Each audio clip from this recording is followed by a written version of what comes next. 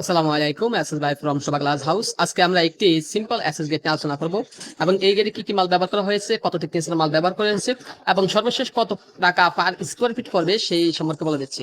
চলুন শুরু করা যাক। সো প্রথমে যদি আমরা আউটফ্রেমের দিকে তাকাই,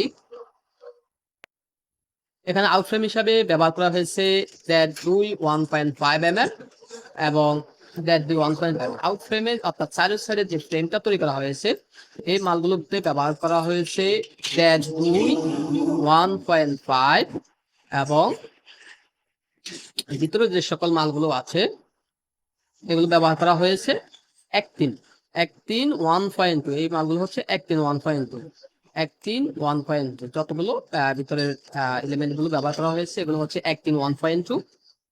আর তারপরে চিকন চিকন যে স্কোয়ার বার গুলো দেখা যাচ্ছে এগুলো হচ্ছে মূলত হাফ 1.2, অর্থাৎ হাফ বক্স থিকনেসটা হচ্ছে 1.2, হাফ 1.2 থিকনেস ব্যবহার করা হয়েছে। এবং সর্বশেষ যে আমরা লেজার কাটিং শীট গুলো হচ্ছে এক সাইড পলিশ, অর্থাৎ এক সাইড পলিশ মানে এক সাইড মিরর, এবং এগুলোর থিকনেসটা হচ্ছে আমাদের তাও 1.2। এই সকল মালামাল দিয়ে, অর্থাৎ এর সাথে আরো কিছু আনুষঙ্গিক জিনিসপত্র আছে যেগুলো হচ্ছে যেমন সিটকানি লাগবে, তালা লাগবে, কবজা লাগবে। এটা পার স্কয়ার ফিট করবে, এই গেটটা করার জন্য পার স্কয়ার ফিট করবে 1500 টাকা। এখানে আপনার কোনো খরচ নাই, অর্থাৎ সবকিছুই আমরা বহন করবে। আজ এই পর্যন্তই, দেখা হবে অন্য কোনো ভিডিওতে। Thank you.